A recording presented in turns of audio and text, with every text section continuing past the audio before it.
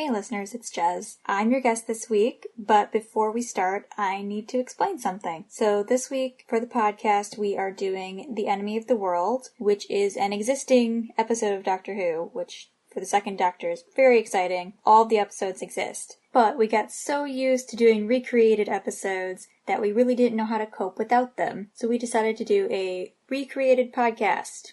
Okay, so the real story is, while I was recording, my computer died. Like, it just gave up on living. And I had to switch to my iPad very quickly, and some parts are missing. So Joe was great. He's editing around a lot of things. I re-recorded some things. So if things don't quite make sense, or it feels like I'm being really quiet, you can blame my computer for that. So, sorry about that. Enjoy the recreated episode. Pretend you're listening to classic Doctor Who, and you'll be just fine. Hi, I'm Joe Heath. I'm Toni Heath. And this is the Watch-A-Thon of Rassilon. Yep.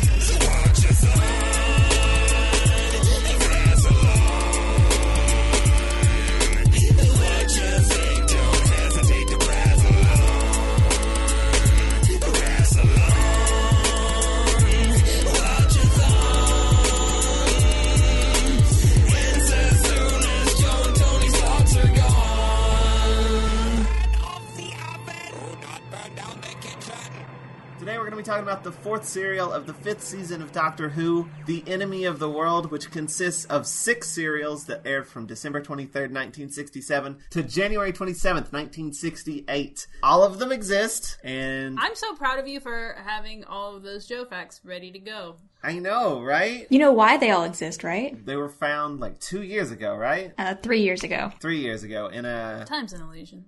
Was it Nigeria? I just read about it like 5 minutes ago and I've already forgotten. They were found in Nigeria. What were they doing there? Hanging out. They were found in a relay station. So they had copies so that they could air it, and they didn't get rid of theirs when everyone else did. So points for being pack rats, saving everyone else. Joe Facts! So those were the Joe Facts and the Jez Facts. Nice. By the way, Jez is here. Welcome back! Hello. Thank you. I also want to mention this episode is sponsored by Matt Golden. Matt Golden. Thank you, Matt Golden. For providing the cereal for us. Though something happened, which we will get to. But before we get to that, hey Jez, what's going on? Anything new in your world? I mean, since I talked to you last, no, 'cause that was like an hour ago. But since I talked to the listeners, I got full-time at my job. Yay! Congrats. We're very happy. And I got to do all kinds of cool library stuff. So, I'm good with that. Before we start talking about the cereal, we should mention how we watched it. this cereal. I thought you were gonna die. I thought this was the end of you. It literally almost killed as a me. human being. The way the episodes were numbered were wrong. It was wrong. It was wrong.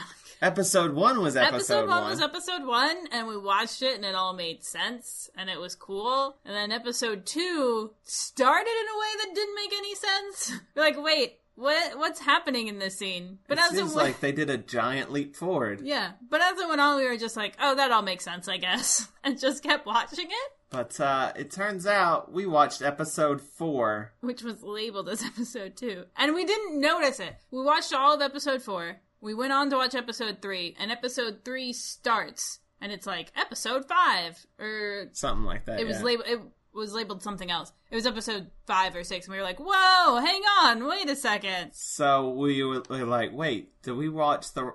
That would explain why there was that jump forward. So we found episode 2 and we watched episode 2. And then it was like, oh, wait, there's a character here that was dead in the fourth episode. Episode 4 that we haven't even been introduced to yet. And you're like, yeah, we watched episode 4. We thought we had watched episode 3 instead of 2. Right, but it was 4. And so we watched episode 1, 4, 2, 3, 5, and 6. It was a mess. That's what happened with us. How did you watch it, Jez? I'm assuming in the correct order. I watched it in the correct order, but on 3 different nights over the span of like a week. And I watched a lot of episode 5 over and over because when I was trying to watch it last night, the video just kept crashing. Like, the whole thing would just close, and I'd have to restart it and try to guess where I was. So if I got to a certain point, I would just watch the next minute or so because it was close enough. But then I think I skipped a minute later. So yeah, but I watched them all in the correct order at least. I will tell you, probably made more sense. Although it's not like it hindered us that much. we missed out on 2 whole episodes and just kind of went, yeah, okay, we follow all this. And I think part of it helped that episode, the 4th episode, does not have Jamie or Victoria in it. They were on holiday. Yeah. So, like, their predicament's not really referred to. And I feel like if it had have been, well, it had a little we'd have been bit, like, wait, what? It was a little bit. They were kind of like, and, you know, you need the doctor needs to help his friends. And I was like, yeah, where are his friends? Yeah, he mentions, they're like, well, why are you even doing this? And he's like, oh, well, he has my friends captive. And that's all you hear. But that's enough. Exactly. We were kind of like, wow, that wasn't interesting. They had a lot of stuff happen off screen. Very interesting. But there was enough there, because it's recapping for people who haven't seen it in a week or whatever. To be like, oh, right, that's what happened. The episode 1 cliffhanger kind of matches the beginning of episode 4 visually. It's the same 2 characters. It wasn't the same 2 characters. It was one that looked like... Yes. It was the doctor pretending to be this guy and Bruce. Episode 4 begins with Bruce and the actual... So, yeah, we're dumb. That's... Maybe we should just go ahead and start talking. Let's talk about episode 1. Which I've called The Prince and the Doctor. All right. I see where you're going with this. All of these are going to be related to stuff where with lookalikes, basically. Swapping places. 2 of them are going to be really bad. At least 2. Maybe 3. I'm worried. The last one will be the best, though. I don't believe that because there are 6 episodes. The Prince and the Doctor's not bad. It sounds like The Prince and the Pauper. That's the reference, you guys. The Prince and the Pauper, in case you missed it. So anyway, this episode starts and they're at the beach and the Doctor is fucking thrilled. It's the best thing. So cute. Jamie and Victoria are like, where are we? Are we on an alien planet? What's going on? And the Doctor's like, who cares? We're on the beach. He wants to go make a sandcastle. He tells them to go get buckets and shovels, and they're like, Victoria's like, why? And Jamie's like, he wants us to build sand, or it might be the other way around. It might have been it was Jamie that said he wants to build a sandcastle, and I thought for a minute, did they have sandcastles where he's from? Like, is that a normal thing there? How long has this existed in history? My assumption here is that if he hadn't been exposed to it, the Doctor's done this to him before. Okay, that's solid. So the Doctor's just like, we're on a beach, we're gonna build sandcastles! And Jamie's like, oh, yeah, he does this. He gets really excited whenever we're by a beach. I don't... But he does. He just, like, runs towards the water and, like... Does he even bother, like, taking off his coat and stuff? Or does he just jump right into the water? No, he's like in his bathing suit. Because I remember him being in it, like... Because for a second I was like, who is that? Oh, wait, that's the Doctor. Yeah, he starts frolicking. It's very cute. And then people come and start shooting at him. Then they've got like a hovercraft, if I'm remembering that correctly, yes? Which I think those things are awesome. And I was just like thrilled that I was like, oh, that is like a legit working hovercraft and it's driving towards them. Look at it! I like how he has to explain what a hovercraft is. Like partially for the companions, but I think partially for the audience as well. Because it was, the 60s. I mean, my first thought was not hovercraft. My first thought was weird beach car, so... He does have a note that says, weird beach car, and then the next note refers to it as a hovercraft, so... Thank you, Doctor.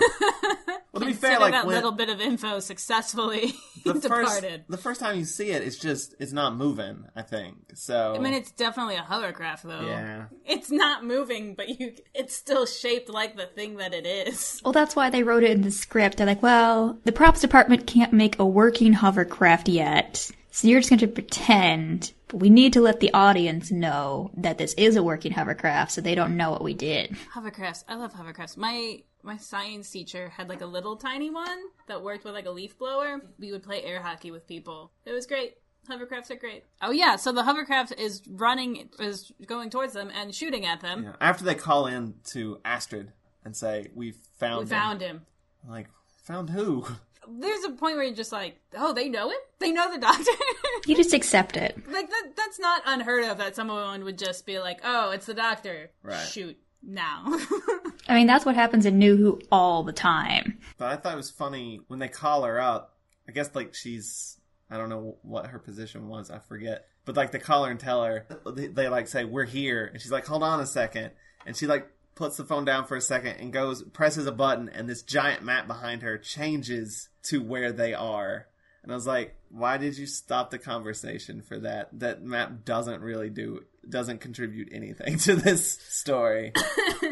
That is also for the benefit of the audience. It's just a neat effect. But yeah, they start shooting at the Doctor. And Victoria and the Doctor have a good scene where Victoria's like, have we landed in a world full of madmen? And the Doctor goes, oh, you mean humans? You mean human beings, Victoria? Yeah, we have. Turns out it was man. Jamie punches one of the hovercraft guys. Right in the face, and it's awesome! It is great! And then suddenly, there's a helicopter. Jamie What Victoria. is the budget for this episode? Yeah! There's a helicopter, and not only is there a helicopter, but there's they have aerial shots, and they had a working hovercraft, they have an actual fucking helicopter, they've got these aerial shots that they took! Not that they just, took from stock footage. Because the hovercraft guys are chasing them, and it's Astrid flying the helicopter, and she lands. She's like, get in, you guys are in trouble. And so they're like, okay. But the guy starts shooting at the helicopter. The shot starts on a close-up of him with a gun, and it just pulls back. Back, and keeps pulling as back. the helicopter goes up. And it's just you can see the beach and the sea. And it's they were really on nice. The beach for real? They really have a helicopter? I'm really impressed by all of the actual things that are in this episode that they apparently had the money for. It was very exciting. Inside the helicopter, there's a cute scene where Jamie is confused about what the helicopter is. Jamie and Victoria both, but the Doctor calls it a whirlybird. Jamie thinks it's Jamie's an actual bird. He said it was a bird. And they're like, no, it's just a flying machine. And they're like, all right. Which is my favorite thing about Jamie and Victoria. And then Astrid is like, oh, by the way, it might explode soon. We should probably land. Why was it gonna explode? They were getting shot at. The tank. The engine fuel thing. The engine fuel thing that makes the helicopter go fast. Thanks for explaining that scientifically. You're welcome. I want to point out that this all takes place in 2018, which means that in less than 2 years, we will have hovercrafts and our own private helicopters. I can't wait to have my own helicopter. Oh, we're also going to have this evil dictator guy, but helicopters. That works itself out. But they also have rockets that you can travel by. That's my favorite thing. I don't remember where they are and where they have to travel to, but it's continents. And it's oh, but that's so far away. And they're like, it's only a couple hours by rocket. I'm like, I can't wait. I can't wait till it's just a couple hours to travel wherever I damn well please. And apparently, I don't have long to wait. 2 years and I'll be able to travel by rockets. Yeah, that's another thing about this story, is the scope of it, geographically, is huge, which we never really had in other stories, because for the sake of the story, they need to be close. But they're like, everything's close by rocket. There's a lot of continent jumping. Also, I guess Australia's going to get a new name, really soon. Australasia. It's the Australasia zone. And they cast 3 actual Australian people in this serial, which is good. Yeah, considering what happens later. And before. And after. And during.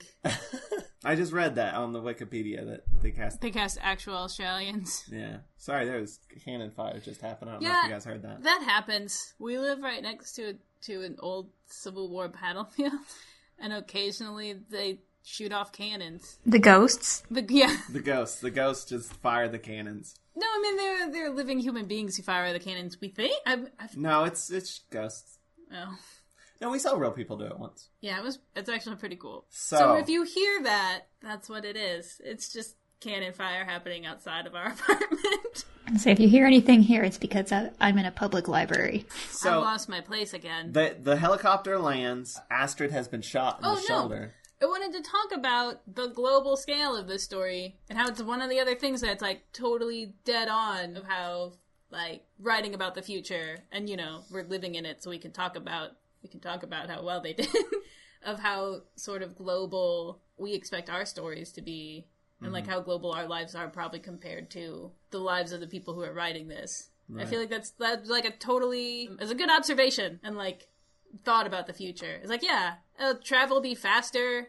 The whole world will just be smaller. Just be we'll have part of it take place on this continent, and then we'll jump over here. And I feel like that's a good, accurate idea that person had. Oh, also, you know what? I just realized this episode, no aliens. Nope, no aliens. That makes me happy. We don't have that a whole lot. Say just terrible people. And it's not really historical either. No, it's in the future. Is this the first episode like this. Like, future episode with no aliens? Yeah. Well, I mean, we've had the war machines, but that's still like... That had a monster. This doesn't really have a monster. It's just people. As we've thoroughly discussed, I think, our favorite type of stories. Yeah. I can't think of any other serial like this. I mean, War Machines comes closest, but... Yeah, I think you're right. I mean, I'm totally blanking, so I could be wrong, but... I know, I'd have to look at a list of all the episodes.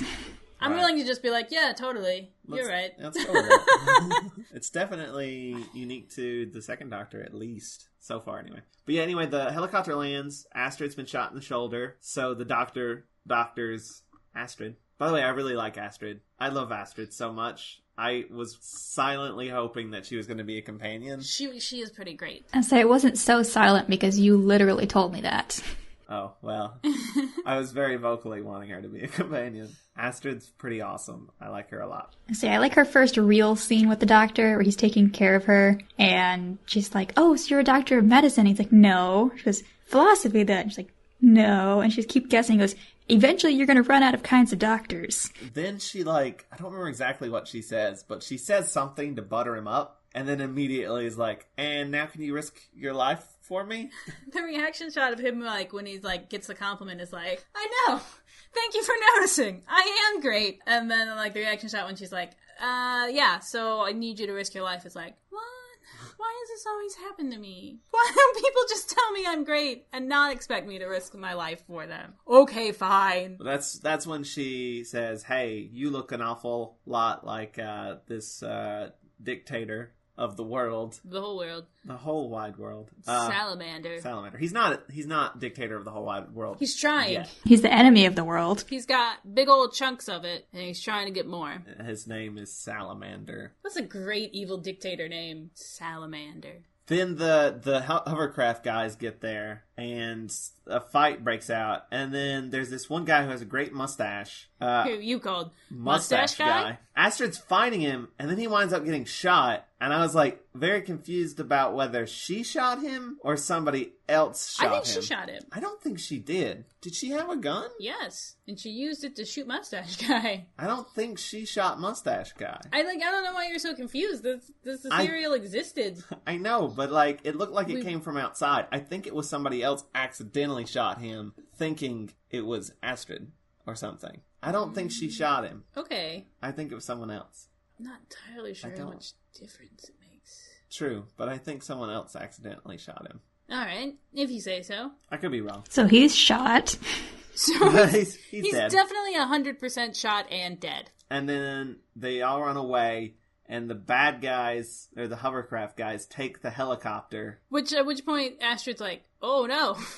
Remember when I said 5 seconds ago that it could explode at any moment? And then the helicopter explodes. Well, so if she's worried about that, why would she care? She just killed Mustache Guy. It might not have anything to do with Mustache Guy. She just lost her helicopter. Oh, right. Do you know how expensive it is to buy a brand new helicopter? And she probably doesn't even have helicopter insurance. Why would you need a helicopter if you had the rockets, though? Well, rockets probably are only long distance. Yeah, you can't take those to go to the grocery store. You take your helicopter to go to the grocery store. Why not a car? Because everyone has personal helicopters. I say there are no cars. There are hovercrafts, helicopters, and rockets. This is the hierarchy of travel. Well, there's a fourth method of travel we'll get to in episode 4, which we thought was episode 2. We will get there. So Astrid is showing the doctor pictures of a salamander, and the doctor's like, yeah, he's pretty good looking, huh? And Jamie kind of does this thing where he's like, you, doctor, you're so silly. But yeah, he is pretty good looking. I agree. That totally happens. That's a scene that I'm not exaggerating in any way. Yeah, because she takes him to this guy, Kent. There's just hardcore flirting happening.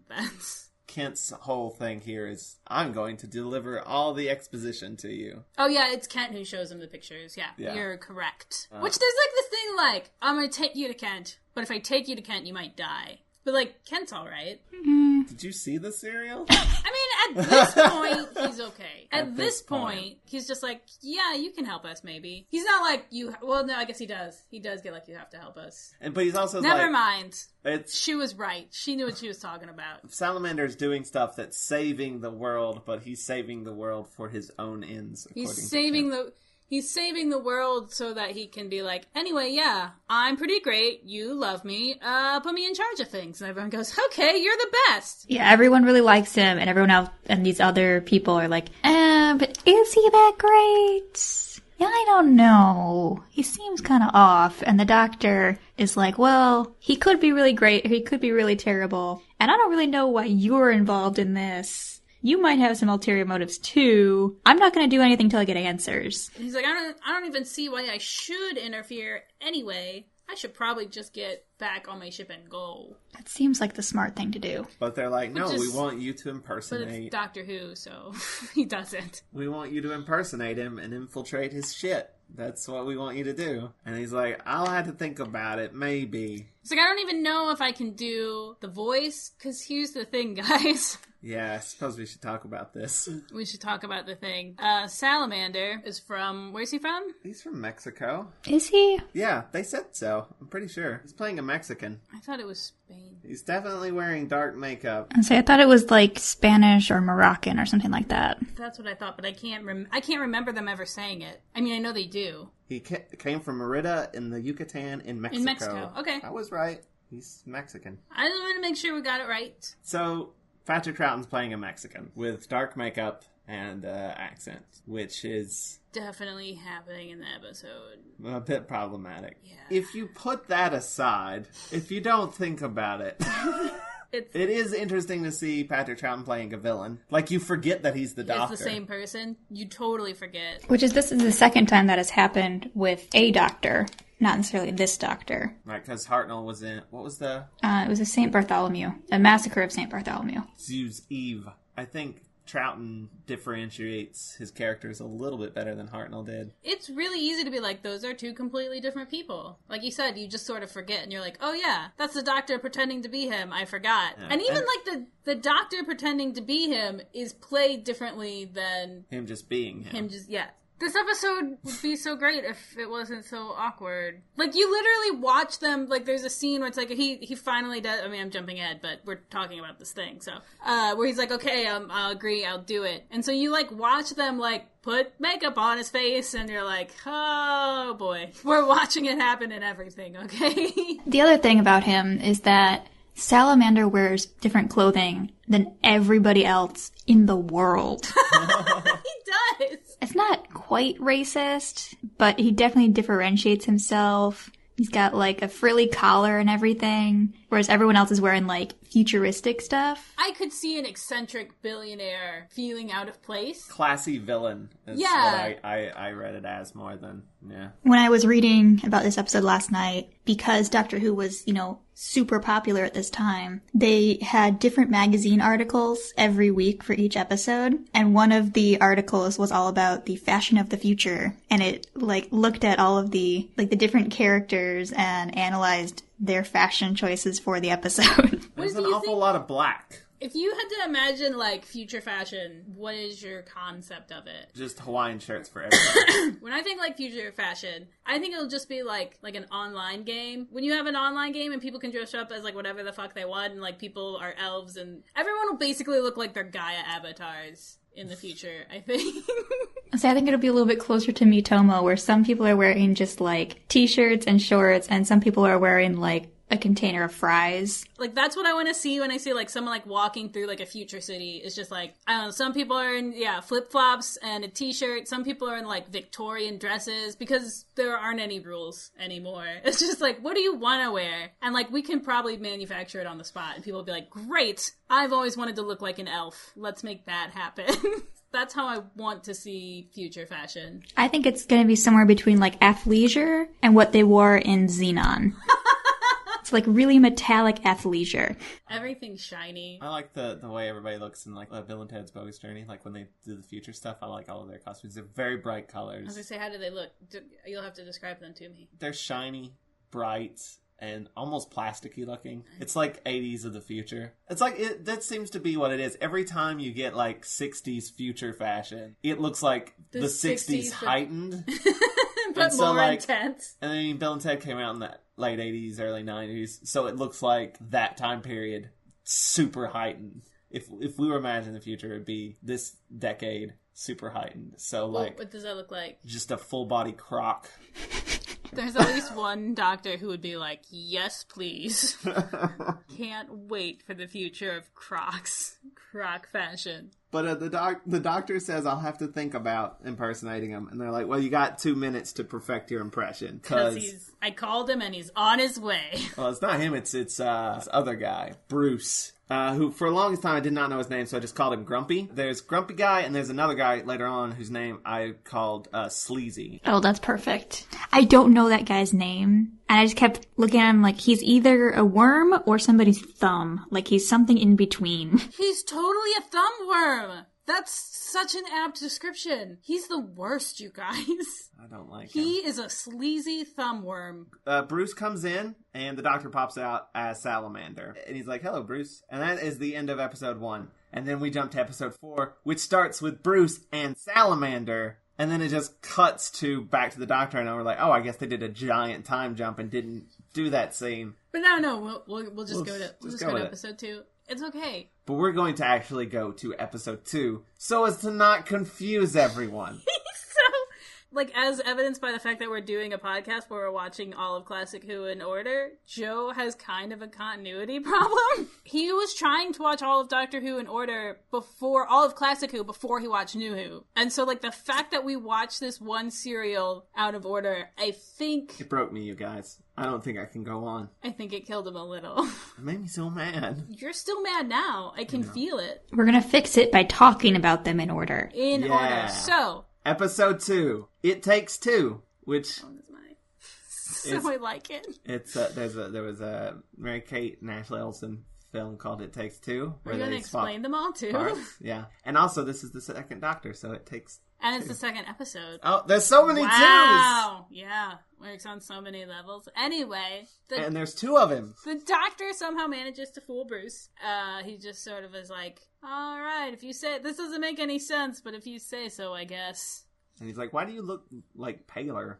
That didn't happen. But this is a good question. And then, basically, he convinces Bruce to leave. And then everyone starts discussing what their plans are going to be. And the doctor's still just sort of like... so much. Yeah. His plan, he's like basically like, I will investigate Salamander, but I'm not gonna go out and destroy Salamander yet because I don't know if he's good or bad. So I'm gonna do my own. They pretty much straight up say, I think at this point, like, yeah, we want you to assassinate him. Do they? Or maybe that happens in the next episode. I don't remember. But they do. They want him to assassinate Salamander, and the doctor's like, whoa, I'm not cool with that until at least, like, my 9th or 10th incarnation. It could be earlier, I don't know. I'm only on 2. This is 6 episodes, so there's gonna be a lot of filler, because that happens in 6 episodes. And also evidenced by the fact that we skipped episode 4 and didn't realize. Didn't notice. We went on with the story perfectly fine. Which tells you something. But then we meet Sleazy. I actually have him down as Skeezy. Also appropriate. He's just the worst. Ugh. There's also something about his haircut that I don't like. It's like his face, too, though. Like, it's both. It's a combination of his haircut and his face. I feel bad now. That's a real person, you guys. Well, I mean, he's playing Skeezy. He was playing a Skeezy part. I'm sure if you saw him in something else and he was not that type of character, he looks like a fucking evil sorcerer from some, like, fantasy film. Also, his face is constantly super smug in the way that you just want to punch it. Well, he's that guy. He's 5th in command in your office, and he gets left in charge one day, and suddenly he has too much power all at once. That is exactly who he is. Like, there's scenes between him and Bruce where he's just like, hey, can you do this? And he's like, I don't know, can I? And you're like, oh my god, listen, if I have to go the whole day of every time I ask you a question, I get this back. I'm not gonna make it through my day. By the way, I think Bruce looks like what Colin Baker looks like now. Yeah, kind of. My face blindness would have to see 2 pictures side by side, because I can only kind of imagine faces that I've previously seen. Well, they got, like, similar body types, too. I think this Bruce guy's a bit taller, but they look similar. What's happening? He goes and tells Skeezy about what he just happened. And he's like, I want to talk to Salamander about it, but Salamander is in a conference, so he's not allowed to. And this happens to, like, Bruce a couple of times, where he's like, I want to talk to Salamander, but Skeezy's like, but you can't. But only I'm important enough to talk to him. He's in a locked room for Rizzles. He's the worst! But in the conference, Salamander is talking to this guy, Dinesh, and says, hey, there's going to be some volcanoes erupting. I'm totally predicting that. So Dinesh is, like, in charge of some area of the planet. I don't remember where, but he's in charge of it. I think it's Dennis, by the way. It's spelled Denes. Where'd the H come from? Maybe it's Dinesh. Maybe I heard Dinesh. I just added an H on the end of it for no reason. Because that would make more sense.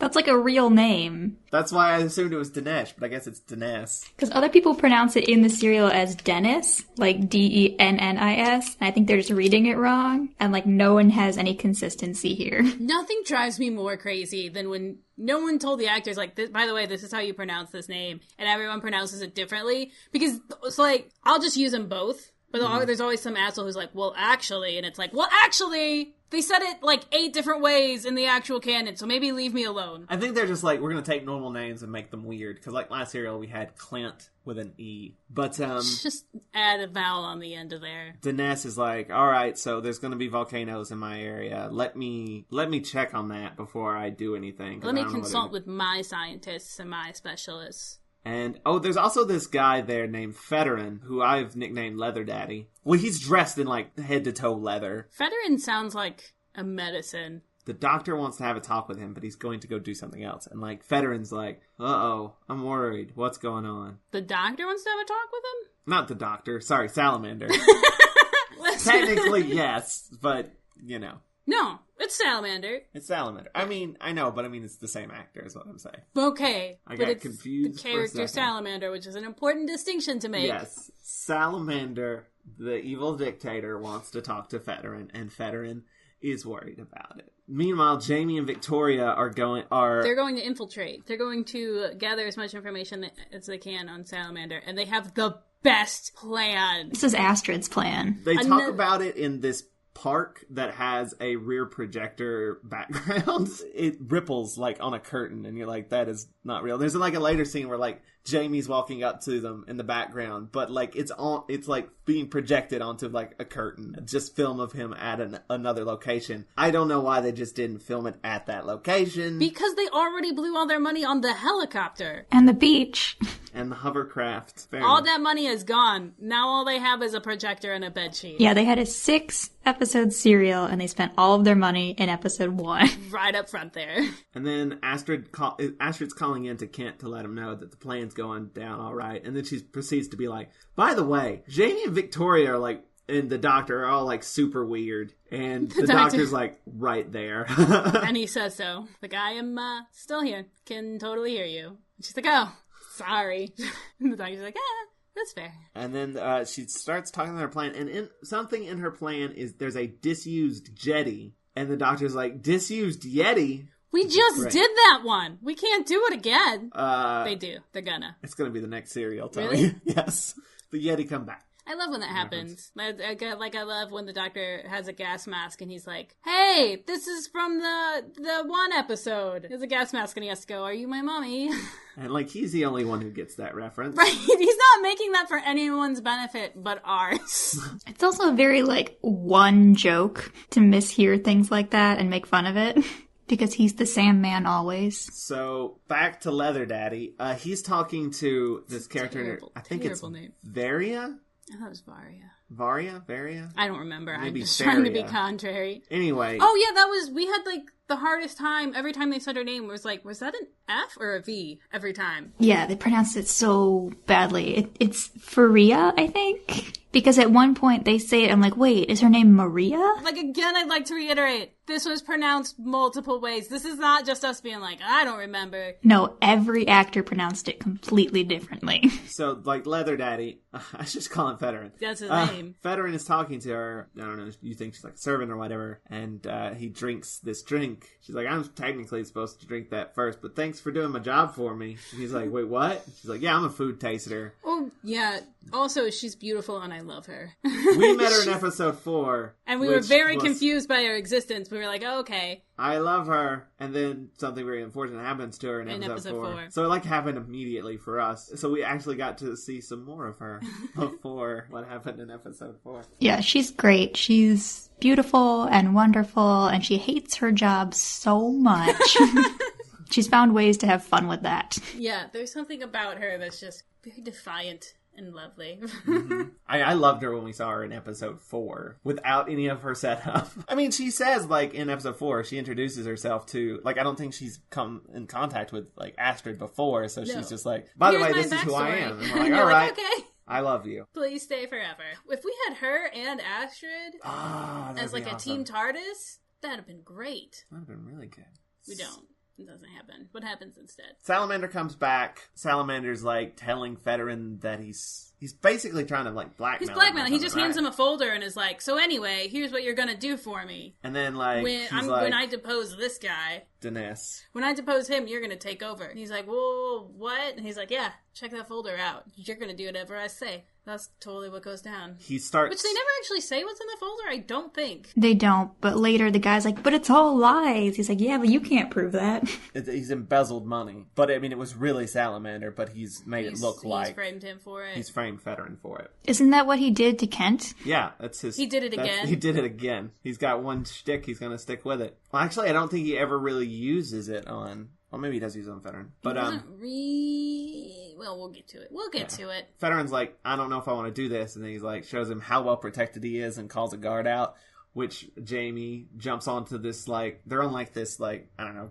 deck, this, like, patio. Jamie, like, swings onto it action hero style. And takes out the guard. And then he starts the serial by punching a dude in the face. Now he's swinging onto decks. And then... he gets to be the doctor a little bit, because he's like, when I say duck, instead of when I say run. Yeah, he's our new Action Ian. And it's delightful. And he throws this thing, this bomb. There was a bomb there, and saves Salamander. And then he's like, has a conversation with Salamander, like, yeah, I saved your life. I tried to tell the guards that there was this bomb. The guards wouldn't listen, so I just had to come up here and do it myself. By the way, your guards suck. So you should hire me. And he gets him a job, and gets then Victoria he does, a job. What about my girlfriend, though? My girlfriend's down there, and she needs a job, too. So that happened. They're now both employed by Salamander. Oh, that's not the thing I was... Right. That he called her his girlfriend. Well, I mean, their cover story was that he was on vacation with his girlfriend, and they needed a reason to stay. Right. But, like, whose idea do you think that was? That they were girlfriend and boyfriend. Like, Astrid's like, okay, you guys will be brother and sister, and Jamie's like, no. You know it'd be better. We're totally dating. If there's, like, a chance that we might make out at some point. Like, we have to pretend. We're dating. You gotta kiss me. The first time he suggested that it'd be him. I've read that fan fiction before. You gotta pretend to be dating, and then you're actually dating. That's the best trope. That's how it works. And then there's fake married. Oh, fake married's good too. Then Jamie arrives on a curtain and tells Astrid and Victoria that everything went well. And then Astrid goes and meets Dinesh under a bridge. Under the jetty. Under the jetty. The disused Yeti. He talks about how he wants to help basically take out Salamander. Fills her in on everything that happened in the conference. And then Salamander continues to blackmail Federin and says, hey, by the way, not only are you going to, like, replace Dinesh, but you also are going to kill him. So you got that job now. And Federin is very not happy about this. He doesn't want to kill anybody. And then volcanoes erupt! Dinesh is in trouble now because of the volcanoes erupting. Yeah, well, the Salamander is like, see, I warned this guy that this was going to happen. He didn't do anything about it. Probably, like, millions of people are dead because of him. He's a traitor. And you should arrest him. Because Bruce works for, like, intergalactic, like a worldwide thing, right? Sure. There are definitely people there, like, police there who have, like, worldwide authority. But, like, Dinesh is like, you've done this on purpose, and you're trying to do bad things. Trying to take over my place. Salamander is like, Federin will be the witness to your heinous deeds. And that's the end of episode 2. That's it. That's the end. And we are now into episode 3, which has the worst title, Mistaken Identity. But the steak is spelled like the food. Because there's a steak in this episode, you guys. Wow. So, episode 3, Mistaken Identity. So Dinesh is arrested. Federin is further blackmailed and given poison to poison Dinesh's food while he's being held. I don't know, he's being held at Salamander's little mansion thing there. Yeah, I guess they're waiting for him to be, like, picked up and transported. And he's just kind of sitting in the hall. There's, like, this bench in a hallway with, like, one guard guarding him, and that's pretty much it. Well, there was 2, and then one of them went to go get him food and water and a book. Yeah, but he didn't want just any book. He started describing the kind of book he wanted. Yeah, what was it? What was it he said he wanted? Yeah, I don't remember what it was exactly what he asked for, but it was like, I want a historical novel with really good characterization, atmospheric language, but I want it to be really descriptive, with lots of action. Like, he knew what he wanted. It was, like, ridiculously specific. Not even, like, a specific title. Like, a specific, like, genre. Did you say specific? Specific genre. Yeah, it was like some grade A reader's advisory shit right there. Like, you need a librarian on staff to fulfill that need. Would you have been able to have located a book for him? I think so. I mean, like, if I knew what was available in that library, like, if I knew what Salamander had on hand, I could probably do it. So then we get some backstory on Kent and how he was sort of fucked over by Salamander. And they're, like, in, like, this weird camper. It's the Doctor and Kent, and they're in this, like, they're in a camper. I don't know why they're in a camper. I don't know. I think part of it has to do is that it's, like, close enough to Salamander's facility that they can see it with binoculars. But Skeezy shows up, and they hide the Doctor inside of a seat. Skeezy's like, even though you're technically legally allowed to do this, you shouldn't be here, and proceeds to, like, trash the entire camper. He just, like, takes plates out one by one, and it's just like, lets it fall to the ground while the whole time looking as smug as a motherfucker can look.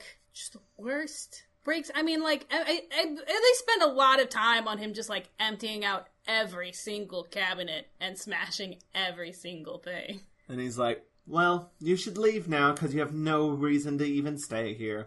Bye! And then he leaves, and then the Doctor comes out of his seat, and Kent's like, so? He's evil, right? And he's like, well, he's a dick, but I don't know if he's evil. I still am unsure, says the Doctor. Like, come on, man. Come on. So Astrid goes into Salamander's thing and says that she has a message for Salamander, and then proceeds to get hit on by the guard. Yeah, but, like, as far as scenes go with, like, getting hit on, it was actually pretty cute. Like, she started to walk away, and he's like, hey, wait a second. Do you want to get, like, coffee sometime? And Astrid was like, I'm kind of busy right now. Delivering a message, like, right this second, so I gotta do that.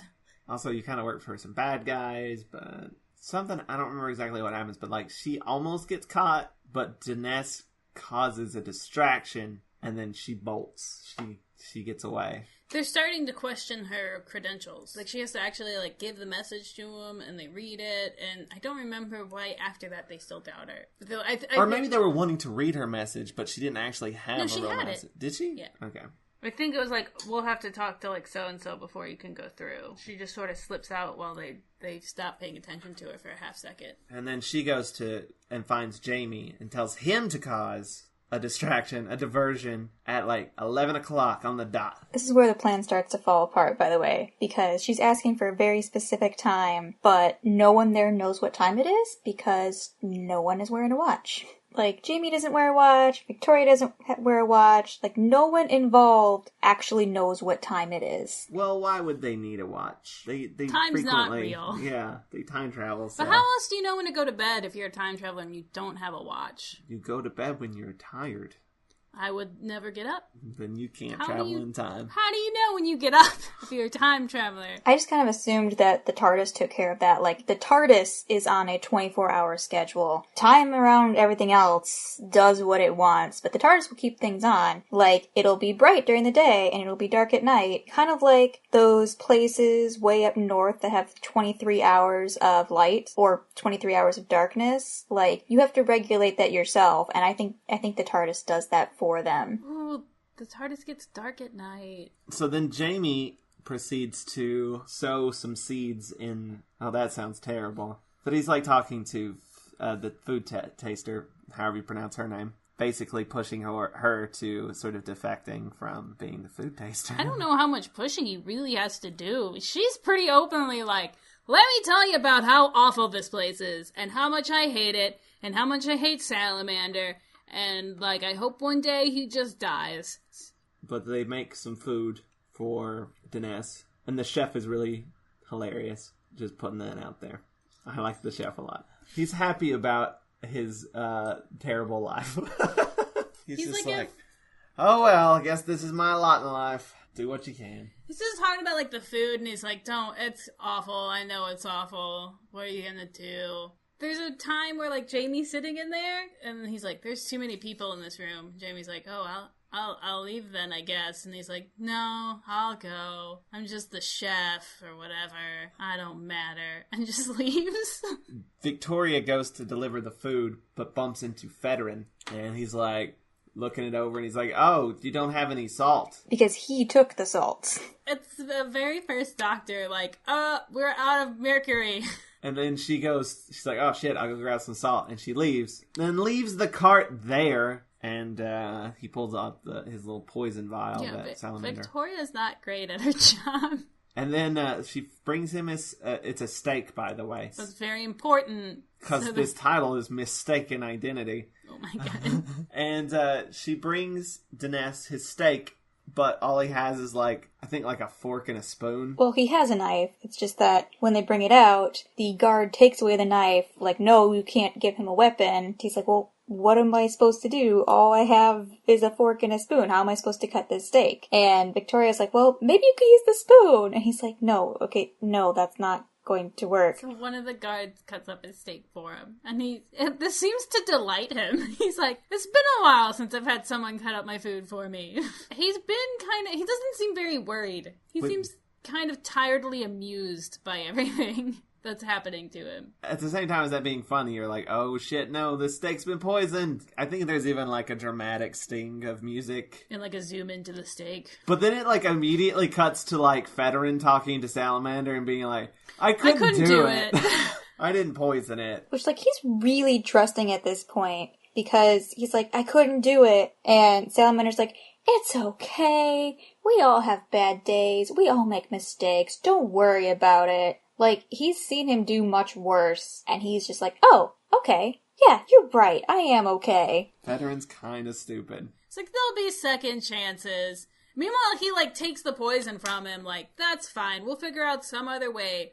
Why don't you take this drink? So he's taken the poison from him, has the poison in one hand, like a drink in the other, and hands it to him. Like, you might be able to figure out what happened, but Federin cannot. That's why he's totally dead. Super poisoned. And he dies. Then, like, a guard comes in, and he's like, oh, yeah, he killed himself because he felt really bad about all this stuff. He just goes suicide, sad, and they're like, alright, sure, that's not suspicious. And that's when I think the Salamander's like, here's all that information about Federin, and that's why he killed himself. Because I found him out or whatever, some shit. This is just more proof of how terrible Salamander's security system is, because he comes out and he's like, oh, yeah, that dude killed himself. They're like, okay, you two were alone in a room together, but yeah, he definitely committed suicide. You're totally right. Alright, we believe you. No, we shouldn't have like a trial or an investigation, or just take your word for it. And then Jamie causes his distraction, and the chef climbs under the table. Because he just goes out and starts shooting in the hallway. He's like, there's somebody there! There's somebody there! It's fine, I'll protect you. During all of this, Astrid tries to help Dinesh escape, but Dinesh gets shot right in the back. And Victoria and Jamie get arrested. They kind of get found out. So this whole plan did not go very well. None of us thought this part through. And so things have went badly just all around. And then Bruce finally gets to talk to Salamander, and he starts talking to him about that the last talk they had. And Salamander's like, what the fuck are you talking about? That did not happen. What are you talking about? It ends with him being like, maybe it was somebody that looked like you or something like that. And like, it's him and Salamander, which is the beginning of the next episode, and it's shot very similar to the cliffhanger of episode 1. Okay, and so this like... episode is so genuinely shocking, though, episode 4. So there's something that happens in episode 4 that we didn't get all of the setup for, but I think it actually works better without all the setup. It's so shocking, because you're like, what's happening? What's going on? What?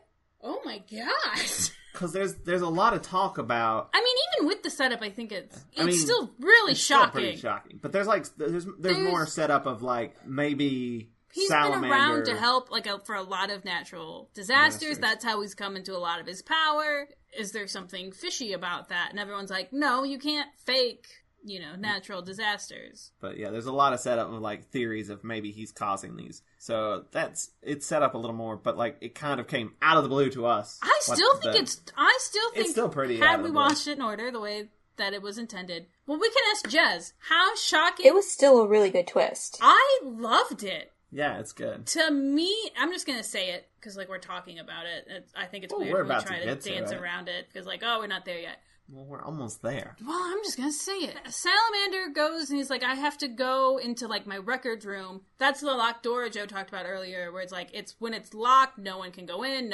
It's super locked. And like I couldn't even talk to him if I wanted to because he's in his records room. And everyone's like, what's so secretive about the records room?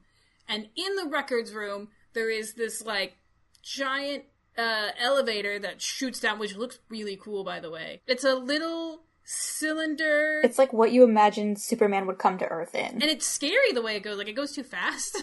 It just falls. It stops very suddenly. And it looks cool, though. It looks awesome. So he's going down into the ground, and you're like, what the hell? What is in this records room that's so, like, secret, and he has to protect so much that it's, like way far underground. And he goes in, and there's, like, a whole bunch of fucking people! A whole like town of people living there underground. And they're like, oh, he comes back and he's like, I got you guys. I went out into the radiation, war-torn, above ground and brought you guys back food. But it's only a matter of time before, like, this radiation kills me. He has people! He's keeping people! And he has lied to them, and he has told them that the earth is war-torn and messed up, and he's just going out, finding whatever rations he can, and bringing them back, and they believe him, and they've lived there, what did they say, 5-7 years? 5, I think. 5 years they've lived underground, and just believe that the earth is a wasteland, and that this guy Salamander's great because he's the only one who's, like, brave enough and strong enough to bring them back food. He has people underground! This is the point where he goes from villain to supervillain. He has maybe a dozen people down there, and for the most part, that's all they've known of the world for a long time. They just trust him on everything because they don't know any differently. So they think he's a total hero, that he's sacrificing his life for them, and they're content to just stay down there where it's safe, with the exception of the teenager, Colin, who really wants to go up because he really wants to help. And every time Salamander comes down, he's, like, crossing his fingers, hoping this will be the time he takes me with him. Like, it'll be this time. I just want to really get out. I need to get out of here. He just wants to go up. Well, that would be me. Like, look, I'm so stir crazy. By the way, this is episode 4, which I'm calling the Salamander Trap, which is a reference to the Parent Trap. It's so shocking to me that you're just like, whoa. Like, okay, I thought this guy, like, at this point, the doctor might not be convinced, but I think, the audience kind of is. This is a pretty bad guy. There's a whole other level of, like, keeping an entire group of people underground. That's a level of bad guy I wasn't prepared for. But if you look at this episode as an episode 2, there's nothing really that, like... The only thing is, like, we didn't see Jamie and Victoria get captured. Yeah, that's about it. And there's barely any references to it, so you could easily miss that and just be like, because I was like, where are they? But they didn't even like register that they were gone. I just figured they were out doing something. Well, they mention it. Well, the doctor mentions it. Like, he says that he's helping because he needs to go save his friends who have been captured. Like, interesting choice for a show that shows everything, but okay. Because everything that sort of happens in those previous 2 episodes are summed up really quickly, and you just go, oh, okay. It's not necessarily that it's not important. It's that you can get the recap within 1 or 2 sentences. Which mean we didn't need 2 episodes. Feria, the food taster. I'm just going to call her the food taster because I don't know how to pronounce her name. The food taster shows up to Astrid, and they have a real brief scuffle, but she's like, no, look, I want to help. She has Federan's file, right? She has the file proving that Salamander was behind all of the embezzling. Oh, I love this scene with 2. So she has the file, and he's like, let me see it. She goes, no! And he gets these puppy dog eyes. He's like, I'll give it back. And then, like, immediately after, they're talking about why Feria would want to turn on Salamander. And Astrid's like, well, he's blackmailing you, so what does he have on you? What did you do? And the doctor's like, whoa, hey, come on now. She doesn't need to tell us that. We don't need to know. Which I loved. What a great scene. Just like, hey, maybe that's none of your business. Maybe just take this magic folder with the proof that you want and don't ask questions. And leave this girl alone. Yeah, stick up for her, doctor. Thanks. And she basically sums up everything that happened of like, Federan didn't really kill himself. He was blackmailing him and blah, blah, blah, blah, blah. And that, it was all summed up there, so we didn't even have to see all that. I'm just explaining why we weren't as confused as we probably should have been. So she's going to help him, and she's like, I worked with Salamander. I can help with your impression. And if I'm with you, I'm his food taster. I can help legitimize that you are Salamander. This is where they tell the doctor that they want him to kill Salamander. Because he's like, I'll ruin him if he's bad, but I'm not going to kill him. Which I don't know why. Like, he's killed people before, let's be honest. He, like, flooded an entire damn city. He was going to hit some dude with a rock in episode, 3. But meanwhile, Skeezy has had the building surrounded. That was our first introduction to Skeezy for us. But they escape through an air duct, but Astrid stays behind and kicks some ass. Just crazy, taking people out and being awesome. And I love her. And then something unfortunate happens, which is we lose the food taster. She gets shot, and Skeezy interrogates her, but she's not going to talk. And then she dies. We loved her. I really liked her, and I'm sad she's gone. But at the same time, I'm glad that she got the death scene that she did. Because it's really good. I love this scene. Yeah, she has a great line. He's about to kill her, and she's like, you're not going to get anything out of me. You can only kill me once. Yeah, she's like been shot, she's dying, and he's got like the gun to her head, and he's like, I'm going to shoot you if you don't tell me. And she's like, psh, I am dying. What do you...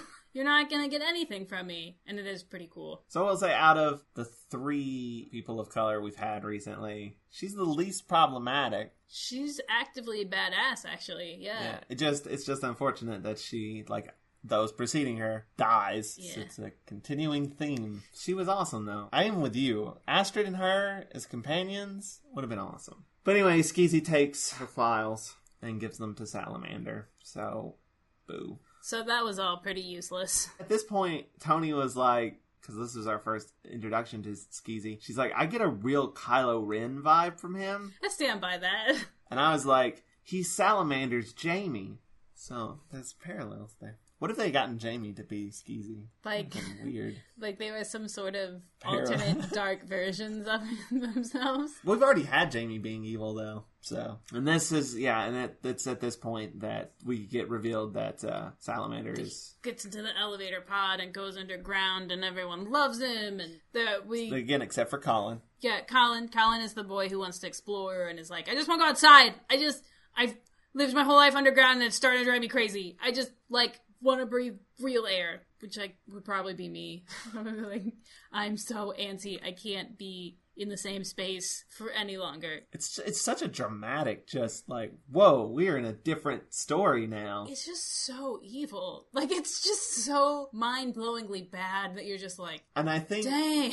I think to solidify how evil it is, he tells everybody, I got food and stuff, but I need to go rest for a little bit. I'm going to go retire in my office that is entirely covered in Dalek bumps. And he just smokes a cigar. Seriously, like the office is just covered with, like, it looks like the Dalek bumps on the walls. So while this is happening, the doctor is getting a makeover. He's getting brown-faced, basically. And, also, I think his eyebrows are made a little bit more intense. Well, yeah, he's got more arch eyebrows. They're definitely more intense. Like, this is something I noticed while I was watching. Salamander has, like, super intense eyebrows. They come in a little bit farther by his nose. Like, he almost has a unibrow, but not quite. Whereas the Doctor has, like, kind of crazy eyebrows, but not that crazy. And then the Doctor as Salamander, like, they've definitely made them bigger, a little bit bushier, and a little bit more intense, but it's not quite Salamander levels. And if you watch closely,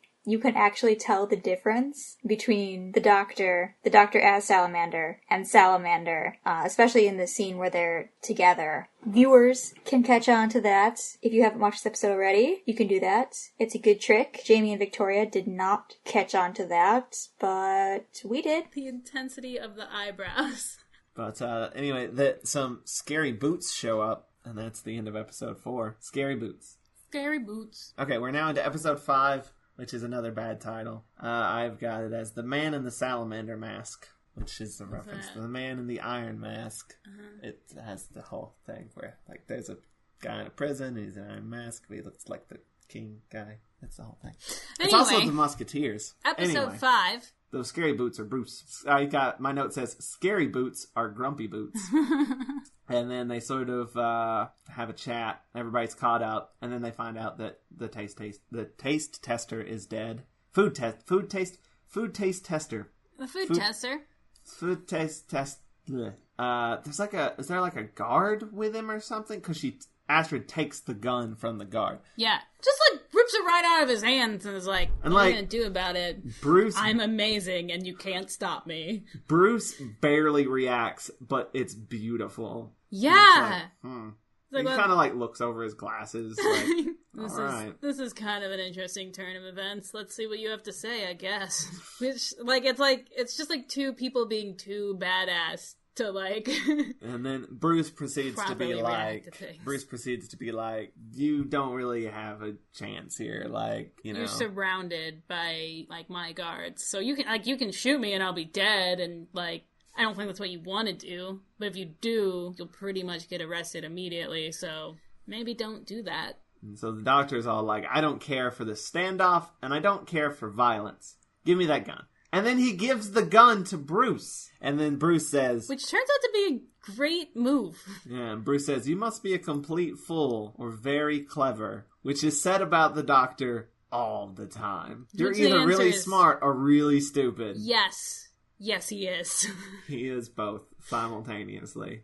He basically says, I gave you that gun because I think I know what kind of man you are. Like, I trust you. I think you're a good guy. So you won't shoot us. And he's like, am I wrong? And the Doctor's like, I don't know for sure that things are bad. That's what I'm trying to figure out. And, like, I feel like you'll want to figure that out, too. And you can help me. We'll figure this out together. And you had the credentials to get me in there. And then we can figure out for sure whether or not what's going on with this guy? Evil. And so Bruce is like, all right, I'll go with you. But Astrid can't have to stay here in this camper. With staying surrounded by guards. Which Astrid is kind of like, okay, we'll see how long that lasts. Meanwhile, in the underground, they're getting the food. There's this guy, Swan, who's sort of like... I feel like he's like second to Salamander. Yeah, he's in charge when Salamander's gone. Yeah, and he's moving the boxes, and there's like a newspaper clipping or something sort of stuck to the box. And he's like, what the shit? This has got a date on it? And it's got a date on it. It's recent. It's about, like, a cruise. It's a holiday cruise, yeah. It's like, what kind of war-torn world has holiday cruises? And Salamander's like, it's a radiated, corrupt society. It's like, it's full of mutants, and they're just trying to get by, and they need a holiday, because they're terrible all the time.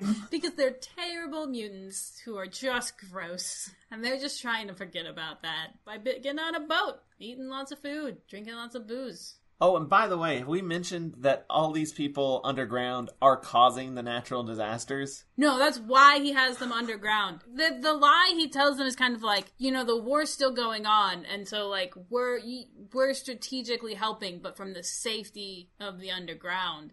So they'll be like, listen, this place over here is against freedom. Literally, he says, he has something about, like, we're making strategic... And I think he might also be, like, saying, we're fighting for freedom down here. I think he also might be being, like, we're sort of fixing the world at the same time. We're changing things up there so we can go back up there. But, and so, yeah, they've been causing all these natural disasters. And Swan's like, we've just been straight up killing people, haven't we? That I don't understand, because they knew they were causing the disasters for the war, so he knew he was killing people before. But now it's like, oh, but they're not mutant people. Swan's like, you gotta take me up to the surface. I have to see for myself, because now I don't believe anything you say. And so he makes an announcement over the speakers like, Salamander and I are going to the surface. And Colin's like, the fuck? Oh, man! We just had a talk. You said you were going to tell Salamander that I could go? What the hell, man? Don't ever do anything fun. Which this has happened before. There have been, I think, 3 people that have gone to the surface with Salamander, and none of them have returned. Why would you want to go? Because you can't stay in the same place for 5 years or you'll lose your mind. I barely leave this house. And we've lived here for like 4 years, and I'm like, there might have been time to just move all our shit, because I'm tired of looking at these walls. So they're gonna go to the surface. Meanwhile, Skeezy is now going to interrogate Jamie and Victoria. And I have to say, Jamie breaks super easily. Multiple times. But it's because he's so cute. Literally, all he does is pull her hair. No, like, here's the thing. He's like, you're a Spitfire. You've got spirit. You're going to be hard to break, and it's going to be fun. Which would be true if he had separated them. And he had just tried to, like, mess with Jamie. That'd have been true. That's not what he does. What he does is messes with Victoria, and Jamie's like, okay. I'll tell you. What do you want to know? Just don't touch her. He doesn't even do anything that bad. He literally just pulls her hair. He can't have it. Yeah, he pulls her hair, and it's awkward because you can tell that he's not actually doing very much at all. That she is overacting in this scene multiple times and just like screaming. And he's like, okay, don't touch her. I will tell you anything. I like it though. That's because he needs to protect her. He was all gonna fight and stuff until it was like, oh, you're gonna hurt me. Oh, never mind. I want to mention something interesting about the beginning of this scene is that you can tell that Fraser Hines is not someone who regularly wears a kilt. Oh no, why? He has got some serious man spread. And then you can see him like awkwardly drop his hands all of a sudden. I did not notice that. I have to rewatch that. That's funny. Just like, oh gosh. I noticed it when he sat down because I regularly wear dresses and like, no, you can't sit like that. And then he realizes it like a half a second later. I do regularly sit like that in dresses. That's why I don't wear them that often. I will catch myself doing it at work, and then I'll be like, oh, someone like had just walked out of my office, and oh man. It's a good thing I have like a really big desk. Just sharing that information with the internet. That's fine. So, this hair pulling is happening, but it is brought to a halt by Salamander entering Salamander. But it's not, you guys, it's the Doctor. Spoilers. You can tell because he has medium angry eyebrows. Yes, but Victoria and Jamie have not caught on to that yet. Correct. Not at all. He totally fools them. Until they get so mad and like Victoria's gonna punch him. And the Doctor falls out of his chair and is like, Victoria, don't hit me! And even still, they're like, how do we know you're really the Doctor? And by the way, Bruce is like watching all this. And then he hasn't stopped it at all. He pretends to pull out his recorder and mimes playing it. While whistling. And then he's like, but you made me leave it in the TARDIS. And like Bruce is like, what the fuck is happening? No, the best part about this is the Doctor pretends to play the recorder. And they don't believe him until he says, but you made me leave it in the TARDIS. So they're just like, accept that Salamander would have also been playing this. He could have just said the words TARDIS. But he's like, how can I prove that I'm me? He's like, if I had my recorder, I could have just played that. And then they'd been like, we know the Doctor plays the recorder. He could have been like, I'm a Time Lord from Gallifrey, and we travel in the TARDIS, and they'd be like, okay. I don't know if he's told him he's a Time Lord, though. Well, no. I don't think the word Time Lord's come up yet. Or Gallifrey. I'm just assuming in a world where all of that is consistently true, and he's probably mentioned it, even though it hasn't happened, like, on screen. And then, of course, Bruce is like, what the hell's a TARDIS? And they're like, it's a thing we travel in. No, they say it's our house. I'm pretty sure Jamie or Victoria is like, it's a spaceship! And one of them swishes the other. Like, it's just a house. This is where we live. I just like the idea that there was a conversation that before they walk out of the TARDIS, the Doctor had his recorder, and Jamie was like, for the love of God, no. Just this once, leave it here. And I like to imagine that there was a fight that involved him threatening to play bagpipes if he didn't. Meanwhile, back in the camper, Kent's like, you know what? I should really leave and go to there. Because, sure, Bruce will see the evidence of Salamander's evilness, but only I can explain it. And Astrid's like, alright, well, if you want out of here, it's super easy. Just give me that ketchup bottle. She's gonna cause a fatal attack. So, then we go back to the caves where Salamander is leading Swan to the surface, which is really just leads him to a place and smacks him over the head with like a crowbar. Yeah, he's just leading him farther into the tunnels. There's a bit where he's like, where does this go? And he's like, oh, that's just where I take naps. I get tired, okay? Which I'm pretty sure is the exit. And he leads him down this other thing and then, like I said, smacks him in the back of the head with a crowbar. It's like a lead pipe that he had sitting on a ledge specifically for this purpose. Because again, this is the 4th time he's done this. Oh, and there's a nice cut, too. Like, when he swings the pipe, it cuts to Astrid smashing a brick or something into the window of the camper. That was a nice little cut. The guard comes in and, Kent's, laying there with ketchup on his head. Jelly. The guard goes to check him out. Astrid bolts, and then he goes after Astrid, and then Kent stands up and licks his wounds. His jelly wounds. And then he leaves. Then Astrid's hiding in some bushes and stuff. And then she starts hearing a cry for help. And then she finds this little cave entrance and she goes in. She finds Swan with his head all busted up. Well, he's in the grass too. Yeah, she finds him and then he leads her to the caves. But that's in episode 5 and we are now into episode 6, the Doctor Ganger.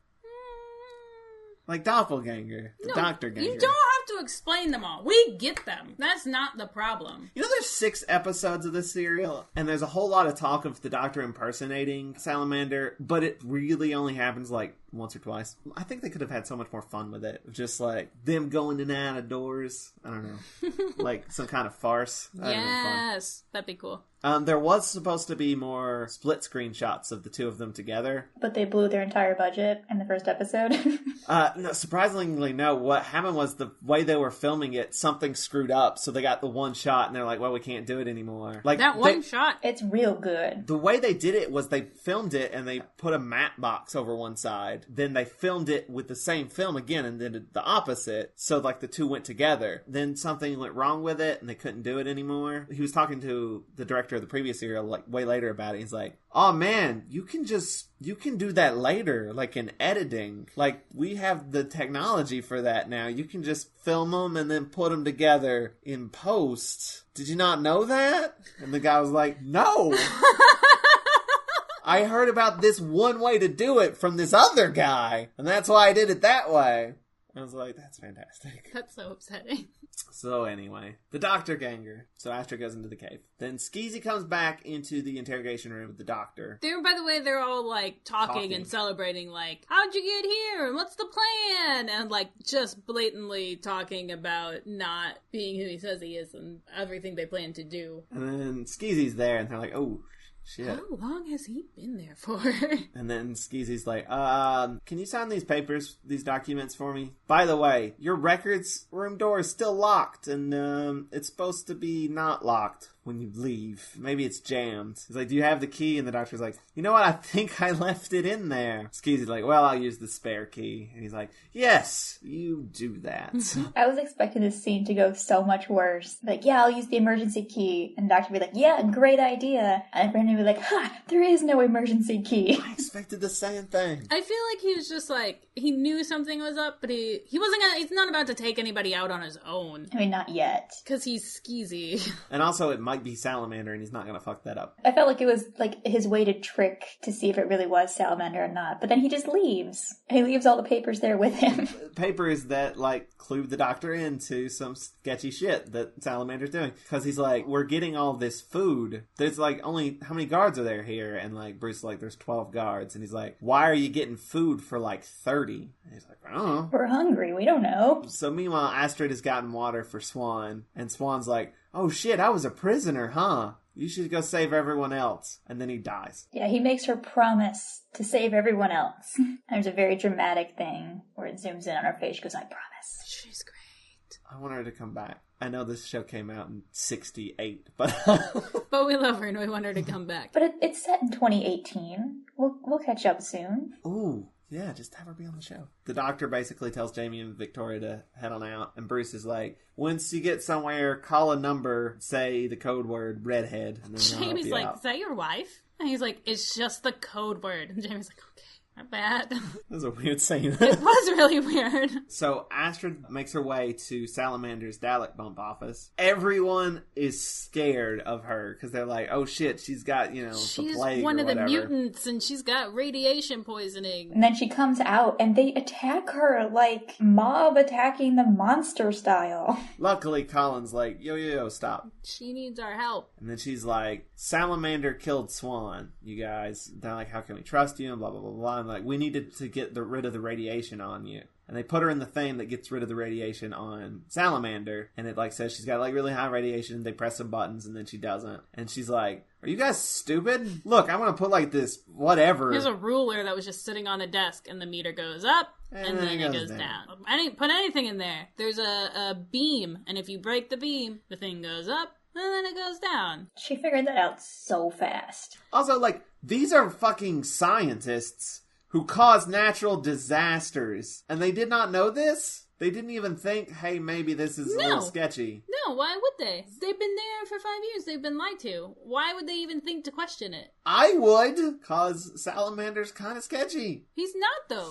How do you not, like, accidentally... Well, okay, why wouldn't you be like, well, he's gone. He's gone all the time, Salamander is. Wouldn't you just be like, I'm going to try out the radiation thing to see how radiated I am. His office locks. He's got like a switch on the thing. No one can get into that office. He's secretive as hell. And like she couldn't even get out of that door until she hit the right button. They're scientists though. I feel like they could have broken in. That's what I would have done. They wouldn't even think to break in. Okay, but you say you've been there for 5 years. You get fucking bored. You're going to be like, I'm going to check out this office. Well, the other thing is, I don't feel like they are actually like scientists because Salamander and this other spoiler set up everything down there and then just taught these people how to do their basic things over and over. So they know how to use the machines the way they've been taught. They're test subjects. They're not scientists. I still think they could have found a way into the office and tested it. And they trust him. And like if somebody has a clipboard and a lab coat and they tell you to do something and you're just like, okay, they probably know what they're talking about because they have a clipboard and a lab coat. That's what Salamander has going on. And the other thing is that there have been 3 people who have questioned him and caught him on different things, different points that he's killed. So other people have caught. Okay.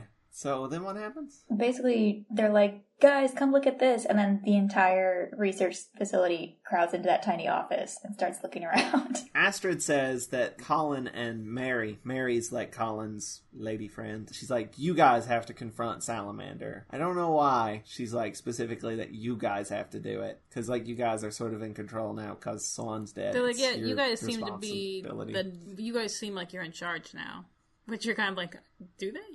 All right. Meanwhile, Kent has broken into the facility, and then he goes into the records room and bumps into Salamander, and he locks them both into the records room. And Kent is like, I'm going to kill you. Meanwhile, Bruce and Skeezy are watching this on, like, security cameras. So they're trying to break down the door so they can save Salamander. It's not Salamander, though. It's not. It's the Doctor! Salamander is still wandering. Also, like, Skeezy's being weird. And, like, I don't remember exactly what he's going to do, but it's like he pulls a gun out and Bruce just, like, takes the gun from him, like, immediately. Because, like, Skeezy's trying to stop him. Do we ever learn Skeezy's realm? It's Bennick. Bennick is his name. Like, I kept hearing the word Bennick over and over, but I thought it was someone else. He takes control very quickly, and then everyone else around him, like, just lets him have it, because they're like, it's just so much easier to not deal with him.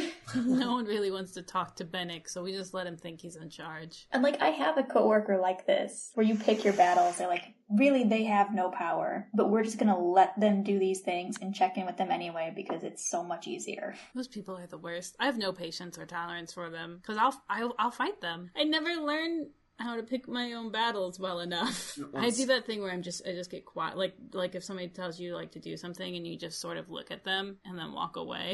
And you're like, yeah, sure, in your head you can think that they're going to go do it, right? But when you just look at somebody and don't even respond. That's what I would do to Bennick. So then the Doctor reveals that he's the Doctor, and then we find out that Kent and Salamander were actually buddies. They were the ones who organized getting the people down there in the first place. Yeah, Kent's the one that actually brought them all down there, and then Salamander showed up as, like, their hero. They thought Kent was dead. I mean, Salamander's still, like, fucked over Kent, right? Yes, like they were in this together, and Salamander was like, you know what would be better if I had everything. So that's why Kent's been doing all this, is just so that he can fuck over Salamander in return. So he like, can be revenge. in charge. Yeah. He doesn't actually care about, like, freeing people or good things.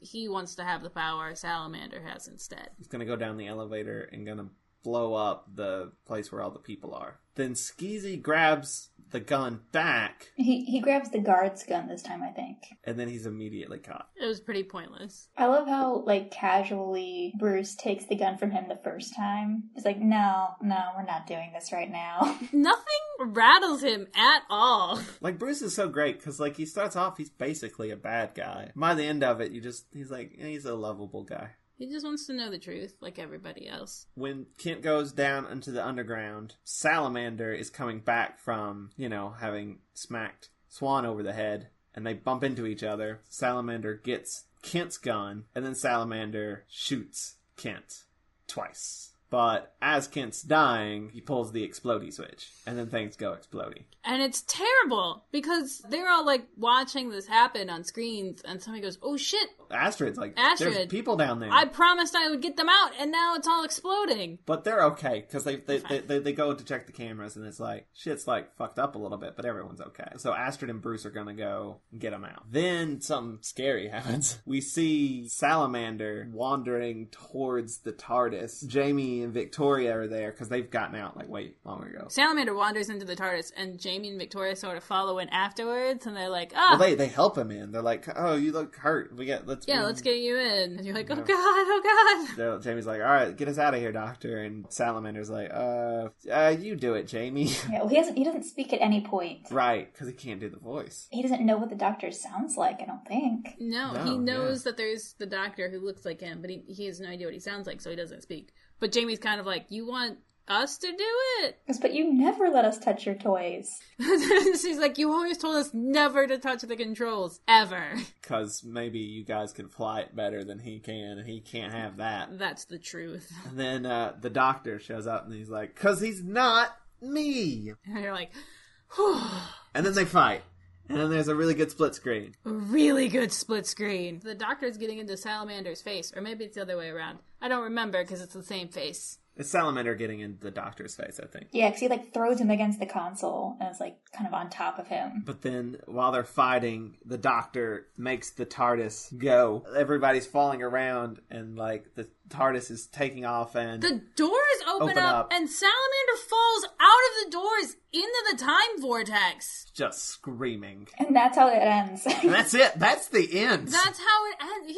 He's gonna die in the time vortex. Or get dropped somewhere else. I don't know. I had no idea how the time vortex works. This is like one of the first times we've truly seen it. The only other time I've seen this is in New Who, and it was when Jack was outside the TARDIS. But that's like a very special circumstance. Does it just kill you? I would assume. Or like super age you, maybe? It's terrifying, though. He's just screaming, and then it stops. That's the end of the episode. Falling through the void, screaming, and then it's over. There's like stars and shit flying past him. Which, if anyone deserves it. That was it. That was the enemy of the world. It was a kind of an abrupt ending, but a good one. This is a good serial. What are the odds? I liked this episode a lot, or the serial. I feel the same way I do about most Classic Who, in that it could have been shorter. We could have taken out at least one episode, if not two. 2 and 3 is a good... Like, the story was okay before, like, oh, there's this bad guy, and we think he's up to stuff, and you need to impersonate him. That was an interesting story, but it got so much better when you realize what he was actually doing. There's this whole separate story. So that I really liked. I hated Bennick, and I really liked Faria, and I was disappointed with both of their ends, so... Yeah, Bennick didn't suffer enough. Yeah, like, nothing actually happens. He's the one who should have fallen. Yeah, and I like the abrupt ending, but I haven't seen the next serial yet, but I'm pretty sure we just kind of leave it at that. I don't think it gets resolved ever, according to the wiki I was reading. That'd be a good place to pick something up. It's just like, what happens to somebody? Well, the wiki references one of the novels for the 7th Doctor, so I clicked on that, and then I couldn't find any reference in that description. So I don't know if that was a mistake, or it linked to the wrong thing, or if it is in there, but it's just a really small point, I don't know. And so someone who has read the novelizations should tell us what happens. So yes, I enjoyed it. I wish it was shorter so that I could watch it in one sitting, and not over the span of an entire week. I think we watched it all in one sitting, didn't we? We did, despite the mix-up. It was kind of easy to just click through them. And it helps that it all exists. That's why I chose this one. I like the serial a lot. First of all, it has pretty amazing secondary characters. I love all of them, even the villains that I hate a lot. They're really good at making you hate them. They're really good villains. I really love the twist in it.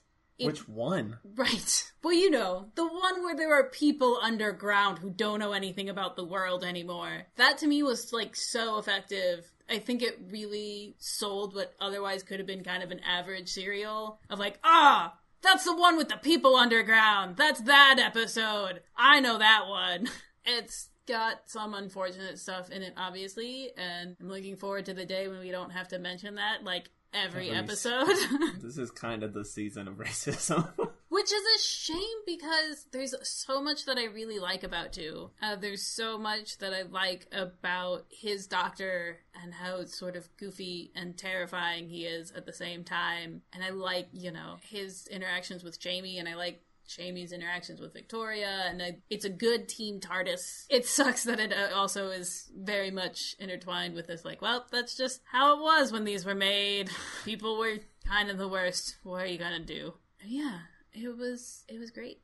I'm a pretty big fan overall. I really enjoyed it too. I hated the way we watched it, and it's gonna bug me for the rest of my life. Yeah, it is too long, but not terribly so. I would like to say, though, that I feel like a huge part of the problem when people talk about Classic Who and pacing is because you do try to watch them all at once, and they are designed to be watched over a period of time. They're designed to be watched by, like, oh yeah, what happened? And then they recap it all, and you're like, oh right, that happened. I mean, that makes sense for, like, the 5 and 6 episode ones. But then we have, like, The Chase, which happened over 3 months. Or the Daleks' master plan. Something where they're like, oh shoot, we thought we were going to have more episodes than we have. We'll just make this one longer. But yeah, I think a lot of it has to do with viewing patterns, like how people watch things now is totally incompatible with how things were written to be watched back then. Well, yeah, you didn't have the option of binge watching anything in the 60s. And we just expect to, like, well, we have to watch this, like, it's one story, so I'm just going to watch it all at once. Why wouldn't I? I don't think in its day this probably would have been too long. Now, I'm not saying that there aren't Doctor Who episodes that are like, in their day, people are watching it like, is this one still going? Daleks Master Plan. I think this serial, like, judging it then, I wouldn't say it was, like, wasn't well written. Now, for how I want to watch it, it doesn't work anymore. Yeah, I mean, really for me, the only downsides were Patrick Troughton being Mexican and the unfortunate pattern of killing off your black characters. The thing that really sucks about it, he does well at playing a villain, and it's very interesting and fun to have him play a different character, but it's so wrapped up in that you're like, I really liked it, but it's bad. I mean, putting aside the fact that it's a white guy playing a Mexican, I do think he did a really good job of being another character, and you forget that he's also the Doctor. He separated himself from the Doctor really well. His acting was still really good, despite the unfortunate aspects of it. The acting overall was really good. I enjoyed everybody. I like that, like, you have Bruce, who has an arc. He actually has an arc. All the secondary characters are very developed instead of just like, this is the one that doesn't like the Doctor, this is the one that does like the Doctor, they're fighting. Bennick is probably the one with, like, the least amount of anything. But, like, you've got Bruce, who starts off a bad guy and becomes a good guy. You have the food taster, who kind of is on the side of the bad guys, but just because she's forced to be. You have and then she gets out Salamander, of it. who, even it takes a while to be like, is he bad? Oh, no, okay, he's bad. Yeah. He's really and then, bad. then you have Kent, too, who you think is a good guy until the last episode when it's revealed, no, he's been helping Salamander. He did all this terrible shit. Yeah. He's kind of the worst. Like, the character stuff was really on point, this serial. And I'm also just a fan of the fact that the serial has no aliens, no monsters. It's just a good story, and I feel like Doctor Who occasionally gets too wrapped up in being like, all right, but how do we make it? How do we make it have monsters and aliens? Like, you don't always have to do that. This is proof of that. This is a really good serial that doesn't have any of that, but it's still Doctor Who. It's still really good, despite not having any of that. I wish New Who would do that more. Yes. Same. Just focus on telling good stories, and then if you want to sprinkle some aliens and some future shit in there, like, cool. Not that there aren't good stories in New Who. I don't want to make it sound like that. I kind of prefer when they do something a little smaller and personal, like where it's not like big stuff. Like I liked Midnight. For me, I feel like that's where the show gets really good. What was that episode of 12 where like it's like you're never really alone? That one. He's just scared of the dark. That episode was fantastic, and there's no real big monster or alien thing. I mean, there's hints at it here and there, and it may not even be a real monster or anything. The show needs to do that stuff. Yeah, it's just kind of spooky without being scary. One, it kind of talks about like a very real fear that the Doctor has and that people have, and it's very like personal, and it's good. So yeah, I really like the idea of this serial. And I'm glad it all exists. That's the episode. Oh, wait, yeah, Jez, do you have anything you want to plug or anything? I have two things that I want to promote. The first one is another podcast. It's called Librarians Assemble, and it's all about comics. Largely about comics in relation to libraries, but for the most part it's just comics in general. I haven't done it yet as time I'm recording this, but by the time this episode goes up, I will have been on a recent episode of Librarians Assemble. I'm going to be talking about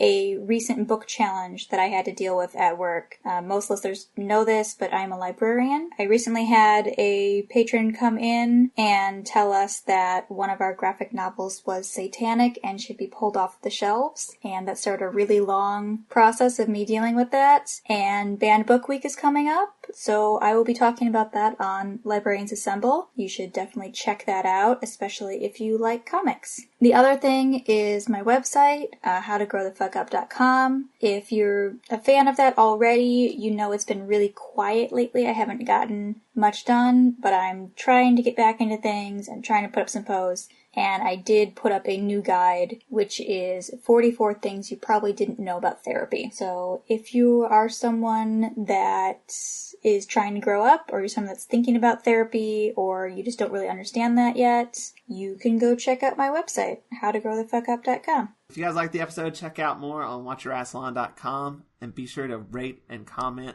on whatever you do on iTunes. You rate and you comment. Do that then. Yeah, you rate and review, and it will boost their position in the iTunes store and help others find it. Yes, that thing. If you'd like to help us out even more, you can go to watchyourassalon.com/support, and there you'll find a link to our Patreon page, which is patreon.com/watchathon, where you can donate a monthly amount to get all kinds of rewards, like videos of us watching the episodes, uncut video of the podcast records, and day-early episodes. Also on our support page is a link to our Amazon wish list, where you can sponsor an episode of the podcast and put your name on our Friends of Rassilon page, and we'll mention you on the podcast like we're about to do right now for Matt Golden. Thank you, Matt Golden, for sponsoring this episode. Thanks, Matt Golden. You can follow him on Tumblr at mgoldentumbles.tumblr.com. There's no E in that tumbles because it's Tumblr. Tune in next time when we talk about the Web of Fear with...